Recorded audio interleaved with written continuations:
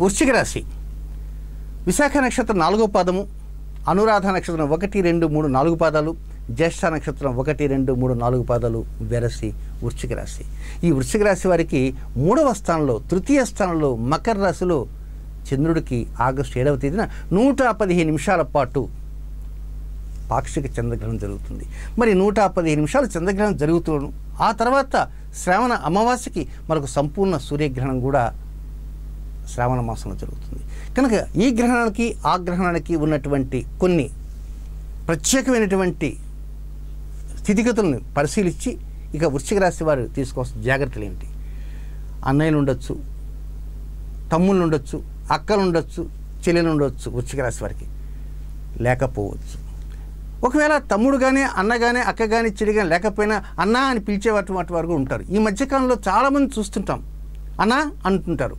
దారిన పోయే వ్యక్తి కూడా ఒక్కోసారి అన్న ఈ మూట ఎత్తు పైకి అంటాడు. లేదా బస్ స్టాండ్ దగ్గర వెళ్ళామనుకోండి, అన్న కొంచెం పక్కకు తిరుగు, కొంచెం తీసుకుపోతాను, సైడ్ ఇవ్వన్నా అంటారు.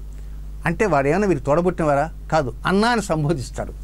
కనుక ఇక అన్న, చెల్లి, అక్క అని సంబోధించే ప్రతి వారి విషయంలో ఈ గ్రహ సంచార స్థితిగతులు వర్తిస్తాయని మాత్రం గుర్తుంచుకోవాలి. ఎవరన్నా పొరపాటున అన్న అని సంబోధిస్తున్నారనుకో మనం జాగ్రత్తగా ఉండాలి.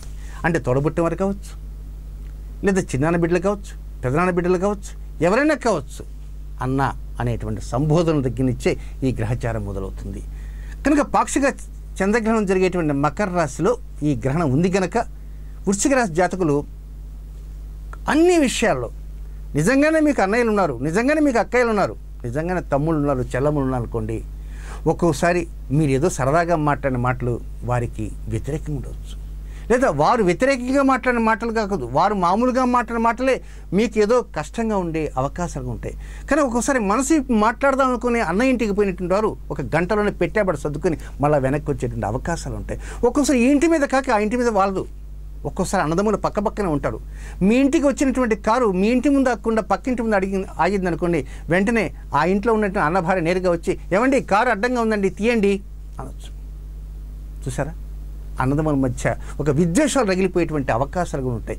నిజంగానే చాలా ప్రేమపూరితంగా మీరు ఉన్నారని అనుకుందాం కాసేపు, అనుకున్నప్పటికీ కూడా ఈ గ్రహ సంచారం ఏదో చిన్న విషం బీజాలు వేసేటువంటి అవకాశాలు ఉంటున్నాయి. కనుక వృశ్చిక రాశిలో జన్మించిన జాతకులు ఆందోళన చెందవద్దు.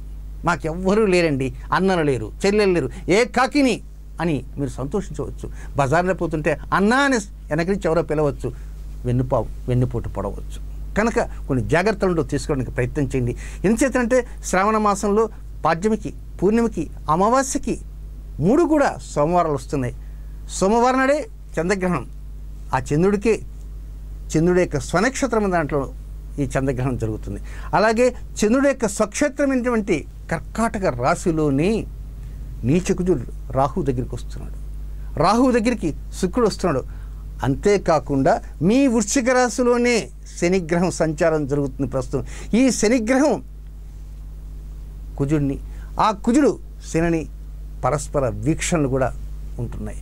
కనుక కొన్ని జాగ్రత్తలు తీసుకుంటూ ముందుకు వెళ్ళాలి. కనుక ఒక చక్కటి పరిహారం అనేది చివరిలో ఉంది కనుక ఆ పరిహారాన్ని కూడా వృశ్చిక రాశి జాతకులు పాటిస్తూ అన్న, చెల్లి, అక్క, తమ్ముడు ఇలాంటి వారు ఉంటారు కనుక అలాంటి వారి విషయాలు చాలా జాగ్రత్తగా మాట్లాడుతూ మీ అన్నయ్యే, మీ చెల్లెమ్మ మీ చెల్లెమ్మే, కానీ మీ ఇరువురి మధ్య ఒక సుహృద్భావ వాతావరణం ఉండే విధంగా ఉండాలి తప్ప ఎడముఖాలు పెడముఖాలు లేకుండా చక్కగా ఆనందంగా ఉల్లాసంగా ఉత్సాహంగా ఉండటాని కోసంగా ఈ చిన్ని రెమెడీని ప్రయత్నం చేయండి. ఆ తర్వాత నుంచి అంత అనుకూల స్థితిలో ముందుకు వెళ్ళటానికి అవకాశాలు వస్తాయి. అవకాశాన్ని అలా అందిపుచ్చుకోవడానికి మీరు ప్రయత్నం చేయండి. మీరు అంటే ఎవరు? వృశ్చిక రాశి జాతకులు.